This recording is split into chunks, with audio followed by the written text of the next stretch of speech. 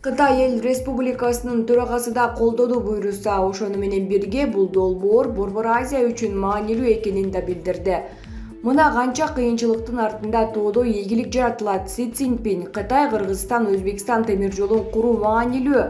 Кытай Кыргызстан Өзбекстан темир жолун куруунун жана үч өлкөнүн ортосундагы кызматташтыкты активдештирүү маанилүү. Бул туурасында Кытай Эл Республикасынын төрагасы Си Цзиньпин президент Садыр Жапаров менен болгон жолугушууда билдирди. Кытай лидери бул долбоор бүткүл Борбор Азия үчүн абдан маанилүү экенин белгиледи. Ал эми президент Садыр Жапаров кыргыз тараптын Кытай Кыргызстан Өзбекстан темир жол долбоорун ишке ашырууга кызыктар экенин билдирди. Талант Анарбаев. Алымкадыр Бешеналиев таластыктардан кечирим сурады. Бүгүн 7 февралда саламаттык сактоо министри Алымкадыр Бешеналиев 1-радионун эфиринде Талас облусунун тургундарынан кечирим сурады. Анын айтымында интернетке тараган видеодо министрдин таластыктар тууралуу айткан пикири толук чыгарылган эмес. Бишкек травматология жана ортопедия улуттук илимий изилдөө борборунун дарыгерлери менен жолугушуу учурунда таластыктар тууралуу айткан сөзүм толук көрсөтүлгөн эмес. Ал жерде жалаң башчылыктарга Жумабековдун жердештери, туугандары отуруп алган сөзүм бир жактуу болуп тургандыктан мен Талас элинен кечирим сурайм, деди министр. Мына сырткары ал травматология жана ортопедия улуттук илимий изилдөө борборун реформалоодо элге пайда болоорун кошумчалады. Булак Назар Ньюс, Чекиторг. Саунада 6 кыз болгон чүйдө сойкукана уюштурган делген аял кармалды.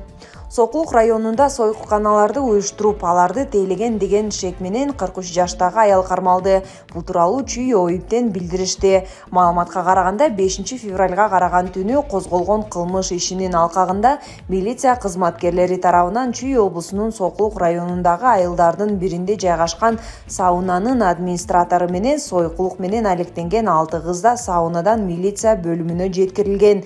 Жогорудагы саунанын администратору 43 жаштагы аял убактылуу кармоочу жайга киргизилди. Тергөө иштери уланууда. Булак Сереп, Чекиткейжи.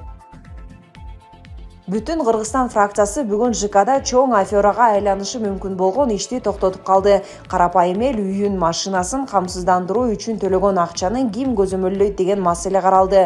Сунуш кылынган вариант боюнча мамлекет көзөмөлдөсө болот. Бирок көзөмөлдөө укугун башка бирөө сатып алып, мамлекетти четке сүрүп кое алат турган шарт түзүлүптүр.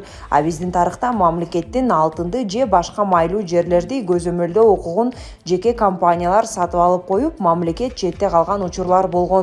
Адахан Мадумаров, Кожокулова Гуля, Исхак Масалиев жана Динара Ашимова карапайым эл үйүн, машинасын камсыздандыруу үчүн төлөгөн акчаны мамлекет көзөмөлдөсүн жана көзөмөлдөө укугун сата албай тургандай болсун деген сунуш беришип, аны башка депутаттар колдоп беришти. Эми биз мамлекеттик компанияга төлөгөн акча 5-10 жылдан кийин чет өлкөлүк бир компаниянын көзөмөлүнө өтүп калат деген коркунуч жок болду. Саналуу гана сабаттуу депутаттар миллиардтаган сомдук аферанын алдын алып койду. Тилеков Кара. Орусия Украинага карай чабуулун баштадыбы? Кремль жооп берди. Орусия президентинин басма сөз катчысы Дмитрий Песков Америкалык Bloomberg басылмасынын Орусия Украинага карата чабуулун баштады деген аталыштагы жаңылыш жарыялоосуна комментарий берди.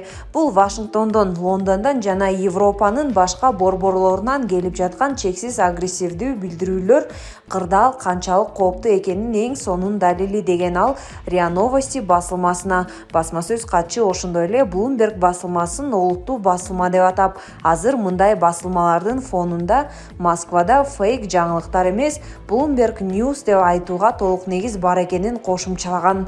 5 февраль күнү түштөн кийин Bloomberg өзүнүн сайтында Орусиянын Украинага басып кириши тууралуу макала жарыялады.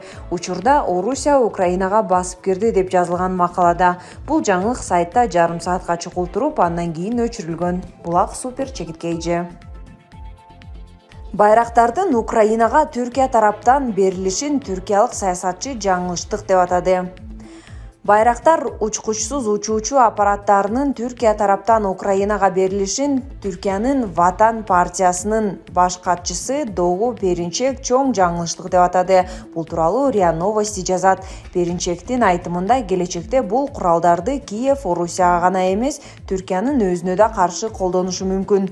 3 февралда Украинанын президенти Владимир Зеленский Киев менен Анкара түркиялык байрактар учкучсуз учактарын Украинада чыгарууну кеңейтүү боюнча макулдашканын билдирди. Анын айтымында тиешелүү келишимге кол коюу жана жаңы жумуш орундары менен камсыз болуп, өлкөнүн коргонуу жөндөмдүүлүгүн жогорулатып, жаңы технологияларды ишке киргизет. Украинада түркиялык байрактар учкучсуз учактарынын өндүрүшүн баштоо пландарын Украинанын коргоо министри Алексей Резников да билдирген. Анын айтымында келишимди толтурууга мисал катары байрактарды чыгаруучу заводдун курулушу жана учкучсуз учактардын операторлорун окутуу борбору түзүү болот. Кошумчалай кетсек, министрдин айтымында түрк дрондорунун кийинки мууну украиналык кыймылдаткычтарды алат. Булак Назар News Чекиторг.